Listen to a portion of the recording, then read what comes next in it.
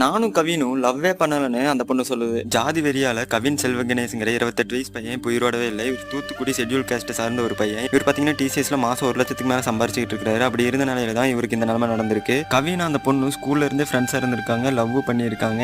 இது வந்து அந்த பொண்ணோட வீட்டுக்கு தெரிய வந்து கவினை வந்து ஷெட்யூல் காஸ்ட்ங்கிறதால பேச வேண்டாம்னு சொல்லி மிரட்டி இருக்காங்க. மிரட்டியுமே 2 பேரும் பேசிட்டு வந்த நிலையில தான் கவின் ஒரு நாள் தூத்துக்குடிக்கு அவரோட சொந்த ஊருக்கு வந்திருக்காரு. அப்படி வந்துட்டு அவரோட தாத்தா உடம்பு சரியில்லாதனால தன்னோட ஹாஸ்பிட்டலுக்கு கூட்டிட்டு போயிட்டு வரதுக்காக போயிட்டு வந்துகிட்டு இருக்கும்போது தான் இவருக்கு இந்த கொடூரம் நடந்திருக்குது. இந்த கொடூரத்தை பண்ணது யாருன்னு பார்த்தீங்கன்னா அந்த பொண்ணோட 21 வயசு தம்பி. இந்த 21 வயசுல அவனுக்கு ஜாதி வெறி பிடிச்சி கொல்ற அளவுக்கு வந்திருக்கான். இதுக்கு காரணம் என்னன்னு பார்த்தீங்கன்னா அவங்க அப்பாவும் அம்மாவும் ஒரு போலீஸ் எஸ்ஐயா இருக்காங்க. 2 பேருமே எஸ்ஐயா இருக்கிறதுனால தான் வந்து என்ன பண்ணாலும் காப்பாத்திடுவாங்க ஒரு நம்பிக்கையில் வந்து இந்த மாதிரி பண்ணியிருக்கான். பண்ணிட்டு உடனே போலீஸ்ல போய் ஆஜராயிட்டான். இப்போ கவின் குடும்பம் கொடுத்த கேஸ் படி அந்த பொண்ணோட அப்பா அம்மா 2 பேர் சஸ்பெண்ட் பண்ணி இப்போ விசாரணை நடத்திட்டு வந்திருக்காங்க. இந்த நிலைமையில தான் அந்த பொண்ணு பார்த்தீங்கன்னா நானும் கவினும் லவ்வே பண்ணலைன்னு ஒரு வாக்குமூலம் கொடுத்தோம். அந்த பொண்ணு இந்த மாதிரி சொன்னதுக்கான காரணத்தை நான் நம்ம சேனலுக்கு ஃபுல் வீடியோவை போட்டுருக்கேன். இப்பவே போய் பாருங்க.